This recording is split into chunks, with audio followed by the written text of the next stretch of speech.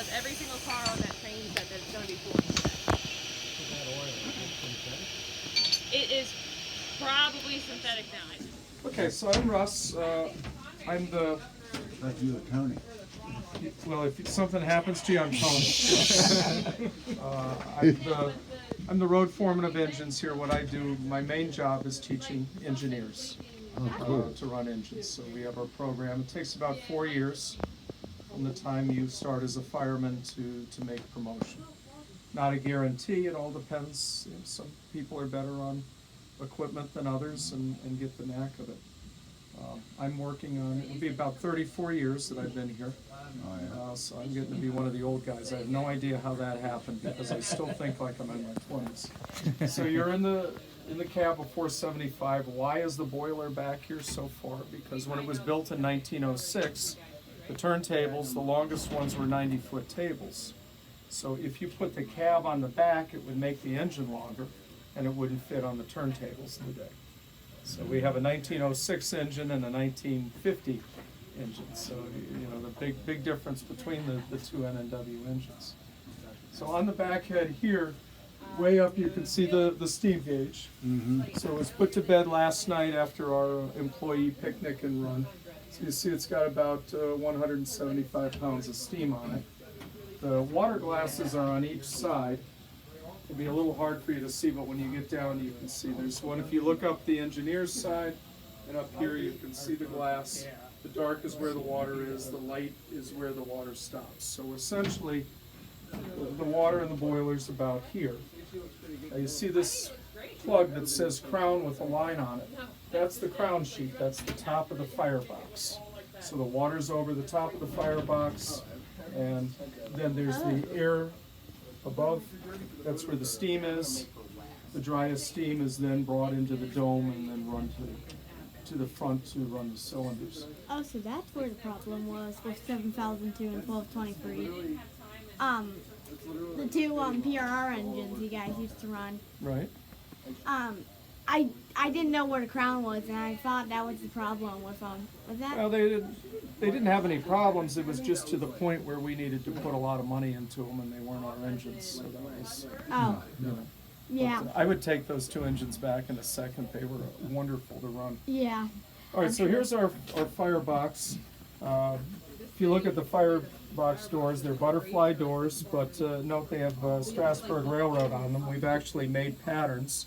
So we make a lot of our own parts from our patterns, get them cast. Oh, check it out, Bruce. Okay. So you can see our bank there. See that big pile of coal? Oh, yeah. All right. And it's all coked up very nicely. Let me just sneak in between you guys here for a second. Oh my God. Yeah. You're clear? All right, thank you. So I'm not going to break the bank down right now, but if you look, I've got the bar under the bank. See that whole thing lifts up? Okay? And that's all nice, coked up, beautiful stuff ready to go. So what we're going to do, we'll dump the front of the firebox and get it clean on the grates, then put some coal up there. And then we break this down, take the long hook behind us here, and then we push that up, get the coal lit up there, get the front burning, and then we drop the back. So when I say drop the back, all this stuff here where the bar is now, that's all the ash. You don't want that in your fire when you start in the morning. We'll dump all that, coal the back over, and then we'll pull some of the coke and the newly burned stuff back. But that's wonderful stuff right there. How that's all. Okay? So we'll be doing that in a couple minutes here. We were taking our time this morning because of you guys on the tour here. I wanted you to be able to see that. That is. Now this is hot, so I'm going to sneak back through you. I do not want to. There you go. All right, this is the blower. The blower is a ring in the smoke box right below the nozzle that the exhaust steam goes up the stack. So when you're sitting, you don't have any natural draft. So if I started to break that bank down and put coal in, everything's going to come back out the door. So we open this blower valve, and that ring around the nozzle sends steam up through. that creates a draft, so when we work on the fire, we can get that going. So that's this valve here. The engineer's controls, I mean, you can't see a lot here, but that's the brake. This is the automatic brake valve for the train, the independents in front. You have your headlight controls. The only real modern thing we have, if you look up front, we do have a speedometer that we added in, which is not a 1906 project. To ride in there, we call it the phone booth. You flip the seats up, and away you go. These are feed valves. These control the brake pipe pressure for the train, and also the independent pressure for the engine brake. So, any questions for me while you're up here? So when you guys get down, we're going to finish our lubrication and then roll back over the ash pit and then go through that process I told you. Oh. That's a beautiful bank. Whoever put that in last night did a nice job. You never know what you're going to find, depending on what guys put it in or not, or gals for that matter. We have two. We have a woman fireman, and Andrea, your tour guide's one of our engineers. So it's not all guys anymore. That's awesome. Yeah, it's good. Okay, any thoughts for me? Then I'm going to give you back to Andrea. Now, when you go down, you're going to go down backwards. You've got your two grab irons there, so make sure you have a hand on each one, and then go down the steps, just like going down. Andrea will be there if you can't find where to put your foot. She'll help you out there. Yeah, I know my uncle, he used to work here. Ellis Bachman? Now you're so on each side of the locomotive. How many? 35. So he's going to be going through quite a bit of grease here shortly as he wipes everything off. But yeah, each and every point of movement needs lubrication before the start of the day. The molly grease will last the duration of the day. So, you know, if you had 10 trips, it would last the entire 10 trips. So that's once a day. The crank pins are more often or as needed. So basically the name of the game is get all your lubrication done, get your fire done, fill the tender with water, get coal in the tender, dump the ash, and have it ready to go an hour before the first train leaves the station. So that's what the guys are collectively working to do right now. Because 611's here, the schedule's a little bit slowed down, calmed down. For now, at least, because they tried to build in lots of extra time just in case, because there's a lot of just in case things going on this weekend. But I'm sure we'll be on time. So Russell's got the steam oil can right now.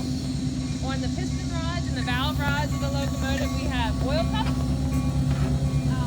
That oil cup is just a contact strip. It's going to rip one of the piston rods, valve rods.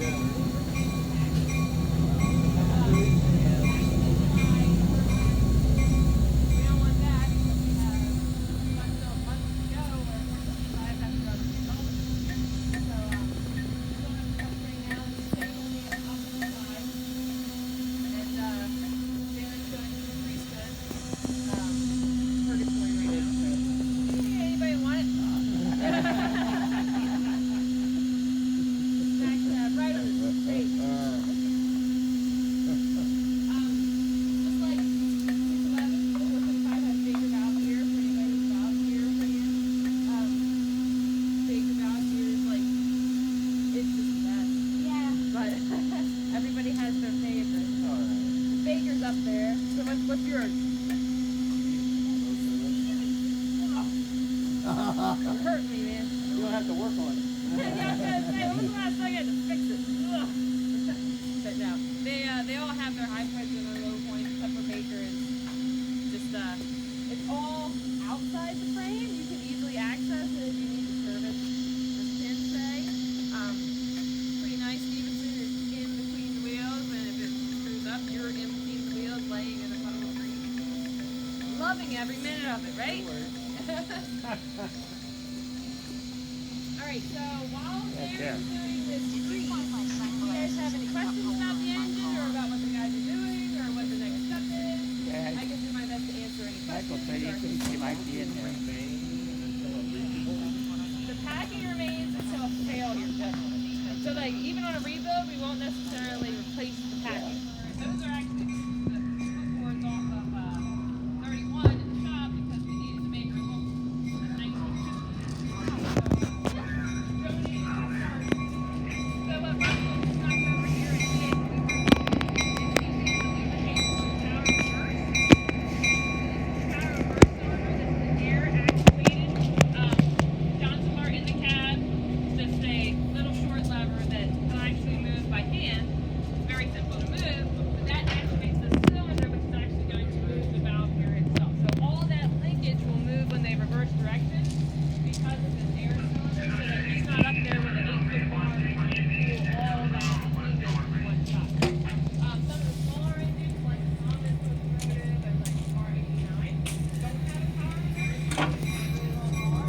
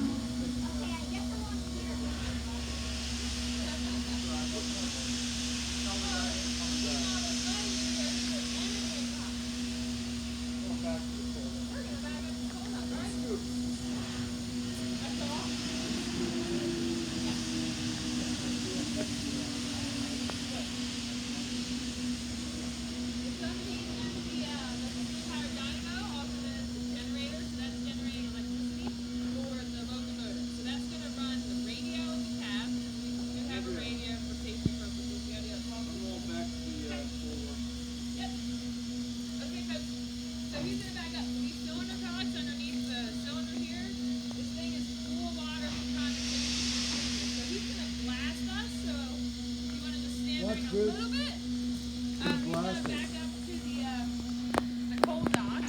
We're gonna take the coal in the tender, and we'll just follow along. But the cylinder cogs are what's gonna let the water out the cylinder. You can't have any water in your steam engine because water is not compressible. So when the piston moves forward and there's non-compressible water in there, it blows the head off the cylinder, which is bad.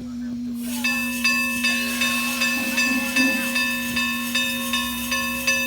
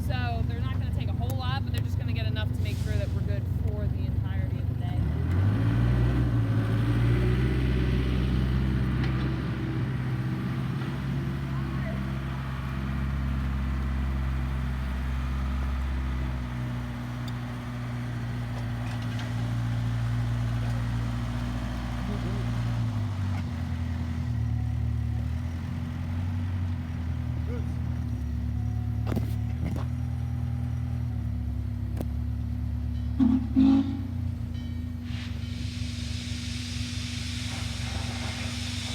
it's spinning.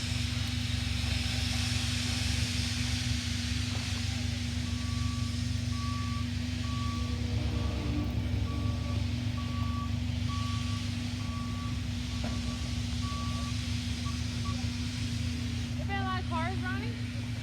Early, yeah. Early, yeah.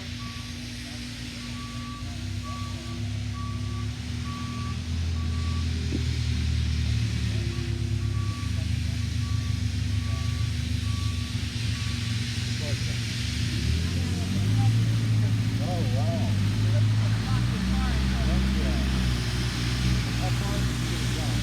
He's gonna go all the way, I believe. Oh, man. Pretty sure he's gonna go by right here.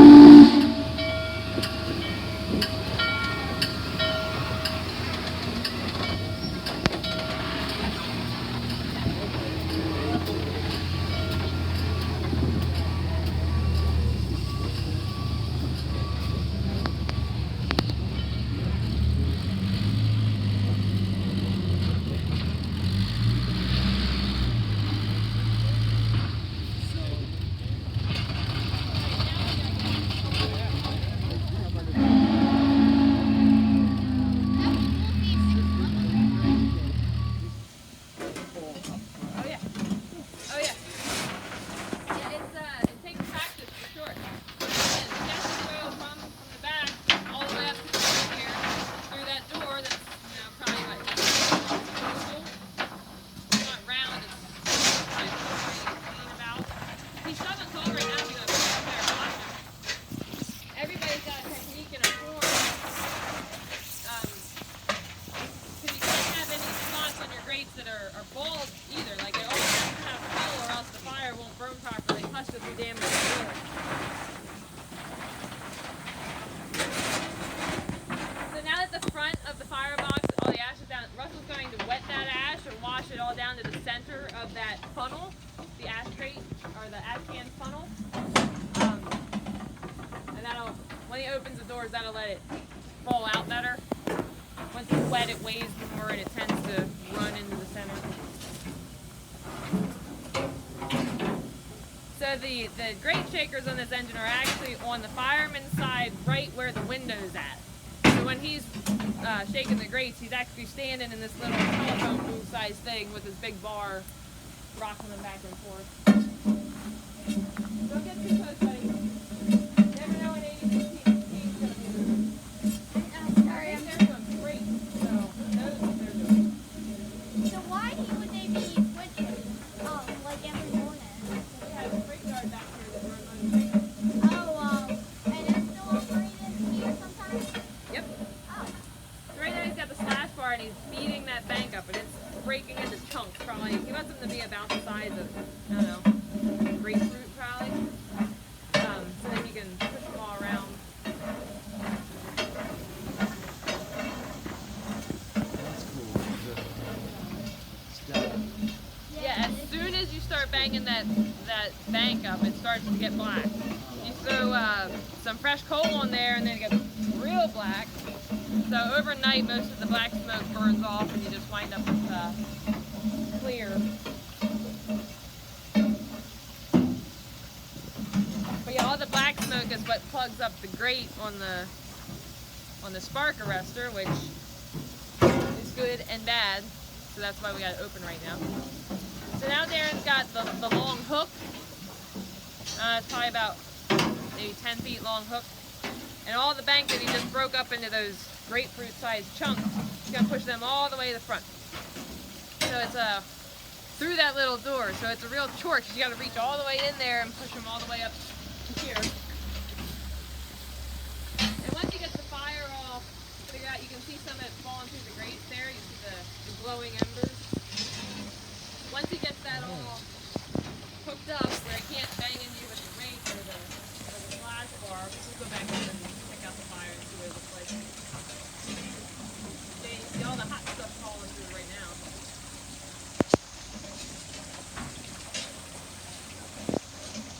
All drops in the spot. So Russell has the hose on the other side. That's what keeps spitting you a little. It's not coming out of the boiler. It's cold water, but I know you don't want to get a bath. You probably already have it. Alright, so you see all the ash coming out. Russell's on the other side there with the actual dumper door.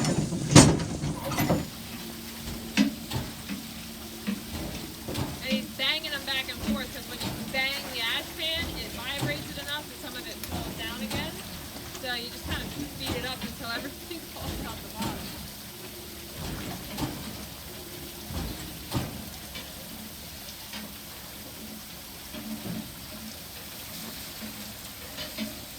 And you'll see there's some hot embers falling down now that the doors are open in the bottom. So the embers are falling all the way from the firebox straight to the bottom. That's the other reason there's water in there. Because if it was, say, full of ash, it could have hot ash in there, and somebody unknowingly could step on hot stuff. Alright. They're backing up. I heard screams. So you guys just want to back. I don't know how far they're going, but can't be too careful. And those loaded freight cars do not stop like a passenger car. I can tell you that. Passenger cars don't stop real well, but loaded freight cars, you'll be lucky if they do stop. It's quite terrifying. Alright, so Russell's still got the hose in there, and he's just washing around the edges of that funnel. You don't want any ash to get retained in the ash pan if you can help it. If you get an ash buildup that gets up close to the grates need to be cooled by air constantly. They have fire on top and air on the bottom. If they don't get air to the bottom, they'll overheat and they'll melt. You wind up with your grates in your ash pan, your fire in your ash pan, and your engine out of service. And you can't just put new grates in. You have to cool the engine off and physically climb in there to put grates in. So it's probably a 2-day process to get everything cool enough to replace the grates. Not to mention they're about $5,000 a set. So you understand.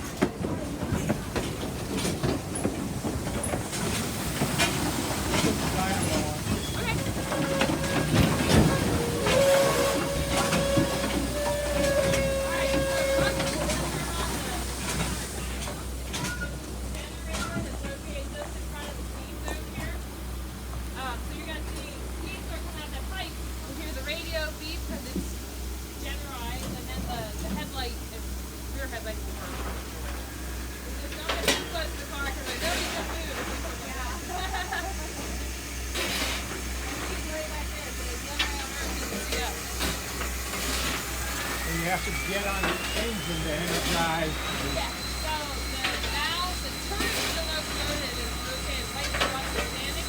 Right. It has the main steam valve. It has the lower steam valve that controls the valve that opens and closes the valve in the engine cab for everything. That turret has all the main valves. And that's like the secondary shut-off. In case the valve fails, you have the one in the cab and the one out of the cab.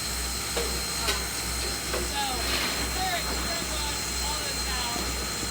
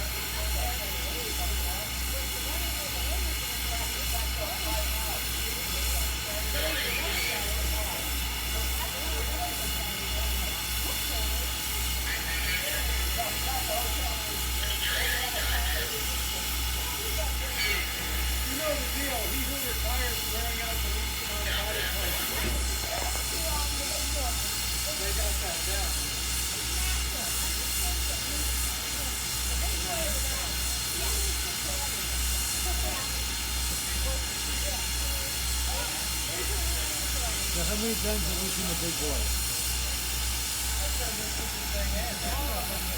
Twice. And it's coming down to Texas, right? So this week in October, I think we're going to pass over there. So take the Amtrak down there and check it out. Like I said, with 6/11 and all these events going on, I'm not really sure how. I'll figure it out. Oh, never mind.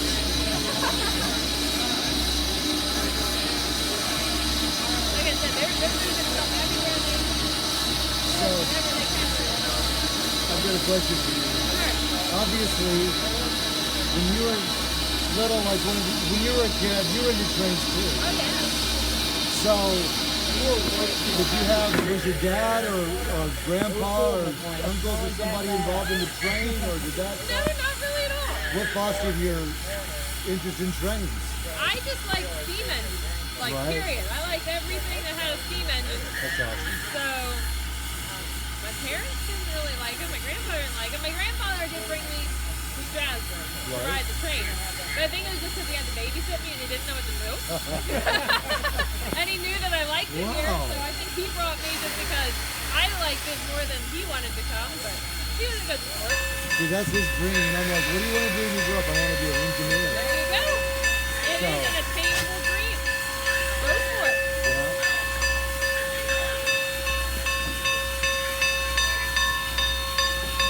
All right, we'll walk down the hall a little bit.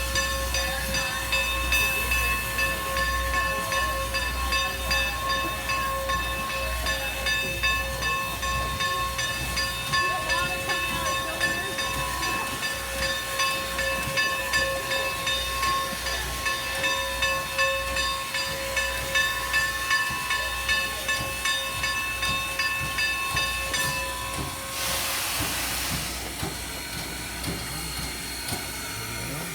Boy, Lancaster County air is great today.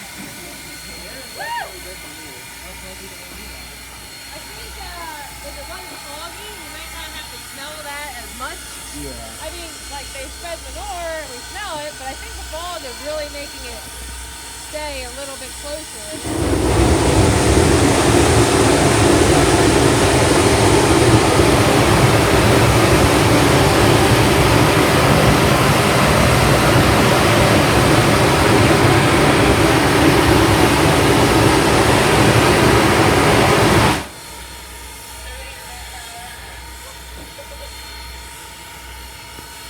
That's how you make a locomotive disappear.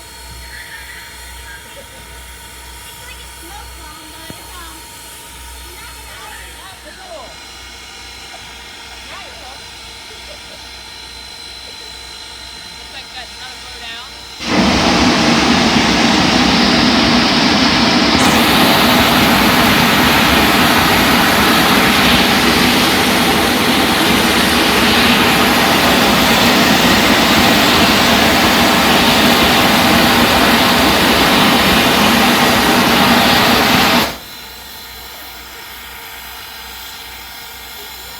Now it's going. Whoa. What happened to the train? What happened? Pardon? What's that, man? You thought it was your glasses. It's not your glasses. I know. The fog is rolling in again. Awesome.